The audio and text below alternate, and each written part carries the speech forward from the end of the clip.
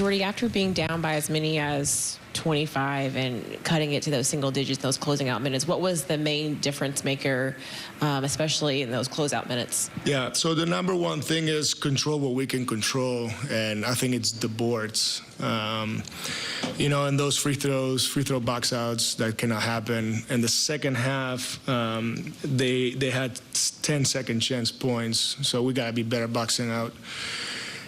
Another thing that we can control, but at the same time cannot control, is getting to the free throw line 7 times. I think we were very aggressive. I like how CT was aggressive, how Mike was aggressive, and getting to the free throw line 7 times.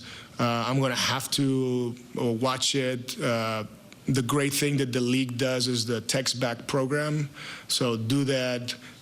And then go through the proper channels and ask them, you know, as I develop my young guys, is how can I get, you know, not necessarily 35, but, you know, you see like that, my math is correct, it's 28, you know, 28 different disparity is, how do I get a little bit better, right? So hopefully I can get some teaching points on that. You mentioned about facing adversity in the last game and adapting and adjusting. Just what changed and what was the difference maker that allowed you guys to fight back and stay poised?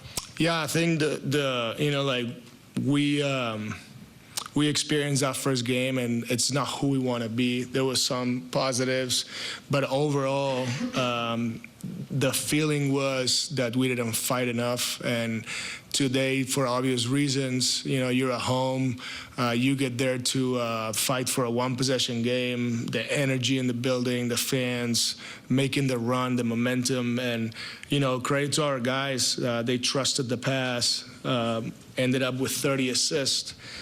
And we shot 44 threes and made 19. So we were getting beat from the three-point line, and at the end of the game, we won the three-point line battle. So proud of the guys. A lot of things to work on, like our activity. We forced them 17 turnovers to 20 points as a team that doesn't turn it over. So that tells you how active we were. Now we got to clean up a little bit more, you know, our pick and roll, our low mans, and those little things. But, you know, really proud of these guys.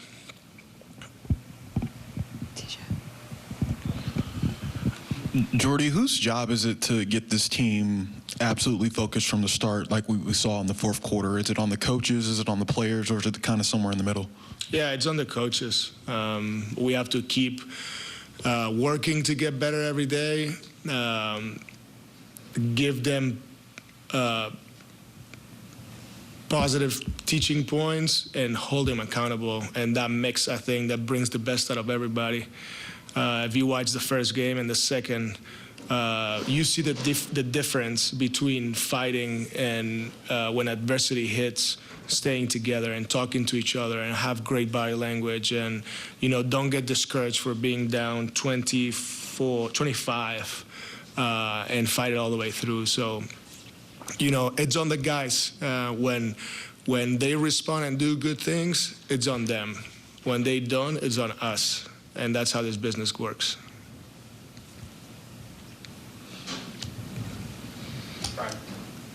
Hey, Jordi. When you see the way Zaire and Jaeger both played down the stretch in the fourth quarter, I mean, you're leaving both of them out there for an extended time. Was that a game flow thing? Or do you think specifically, especially with Jaeger, he's easing his way in and becoming more and more comfortable and able to handle more responsibility?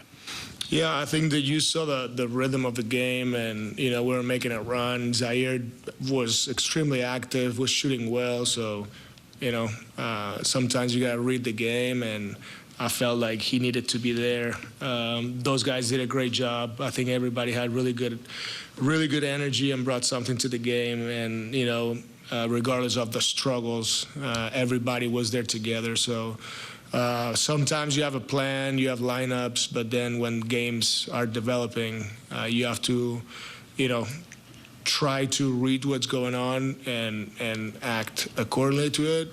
Was it perfect? I don't know. I'm going to watch the film, and I'll try to figure out how I can be better next time. with Yegor specifically, he had a couple plays, very out of character for him, but it didn't feel like he really lost his composure. The play specifically, the late pass, late in the clock to the Zaire 3. What were your thoughts on kind of his composure throughout and that play specifically? Yeah, he's ready to do what he's supposed to. Like you see the 4 assists, 6 rebounds, 9 points, he shot 5 threes, made 3 of them. I don't care about the makes. I care about the aggressiveness. And, he shoots it. I think it's going in every time. When we take good shots, I always feel it's going in. And, probably the negative is the turnovers, right? And it's going to come the time that these guys see the game. Right now they see the game really fast, and that's normal for a young player. But I'm really proud of him, really proud of Ben, like everybody. And right now is how can we take that next step, how he grows. He played 24 minutes, which I think is great. But it's not enough. Like, can you do it again? Can you do it better? And that's got to be our mentality with all our young guys, right? Like you saw right there, all these guys playing and developing. You mentioned some of the low man and help rotations, especially in pick and roll. Just curious if there's any specific things that you would like to see from those help defenders in terms of being there earlier or Xing out or awareness, kind of what you're seeing there. Yeah, best teams in pick and roll are usually aggressive. You're a numbers guy, so you can look at that. And at least according to last year, the 2 teams that were in the finals, they were aggressive and up in pick and roll. Obviously, you have to be able to execute different coverages.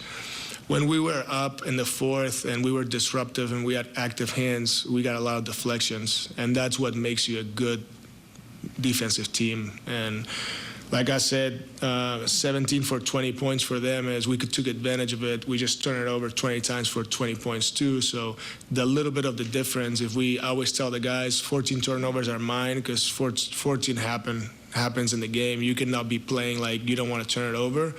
But from 14 to 20, all that gap, we got to watch what happened and we got to be better. So every time that you keep yourself at those 14, I think you have a chance to win the game. These were Yegor's first clutch minutes of his career, and perceivably one of the benefits of this year is you'll be able to get these rookies experience in moments like that. Just not just Yegor, but all of them. What do you want them to take from those moments, as they gain a little bit more experience in those high leverage situations? Yeah, just take advantage of those minutes. Don't take it for granted. Every minute is very important. You have a guy behind just desperate to go take advantage of those minutes, and that healthy competition within the group is going to just push each other to be better. And he did a good job. Ben did a good job. And when Nolan is ready to play, he'll play just ready to own those minutes. And I want them to have that mindset.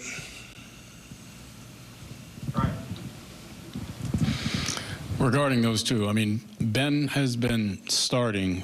Yegor obviously was finishing this game. I'm curious, when you were deciding the lineup, is that a nod to what had been Ben's ball security in terms of, not turning the ball over a lot? Is it a matter of Yegor, you like him with a particular unit, and maybe you have 2 primary scorers in the starters, and you want his offensive punch with the reserves? I'm curious what goes into the thought process and the decision making. I like this one with this unit and that one with that unit.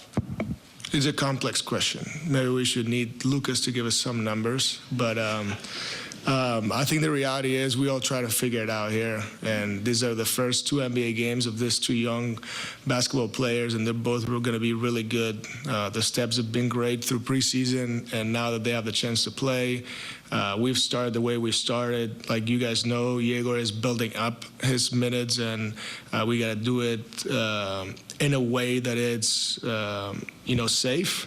Today he got to 24 minutes. Is he going to start? I don't know. I just want everybody to play hard, whether you start, you don't start, and if you don't play, you be ready. So that's the mindset. Today he did a good job with that group, and I let him roll because I felt like it was momentum on the game, and I probably would do it with anybody else. Hey, Jordi. You mentioned the nature of the game. You guys fought. You came back. Why is an experience like that important for the young guys to see the effort and see the comeback that you guys did make? Because it's got to matter to compete, and still you have to be mad that you didn't win.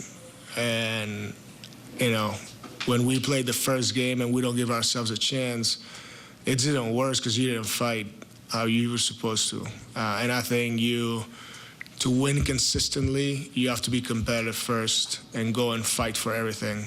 I think these experiences are great, but it's not just about the young guys, it's about everybody. It's about us. Everybody has to develop from Terrence Mann as the oldest guy active on the roster right now.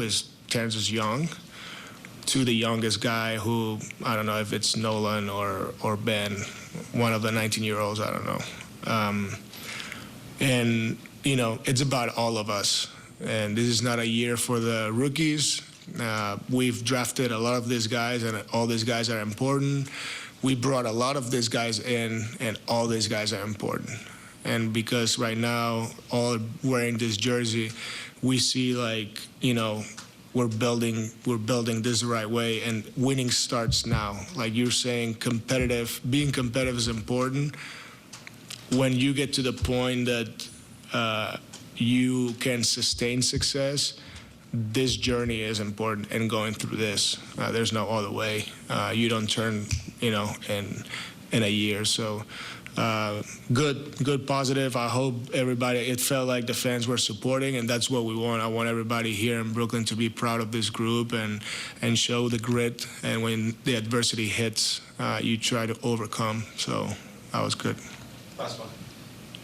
Speak about Michael Porter Jr. He goes from being an important supporting player to a very good team with a great player, and suddenly he's on a bit of a different timeline in this team. He has to be a leader on a team full of rookies. How is he adjusting? What are you telling him about it? Yeah, I was with Mike in Denver, and he was very important and young.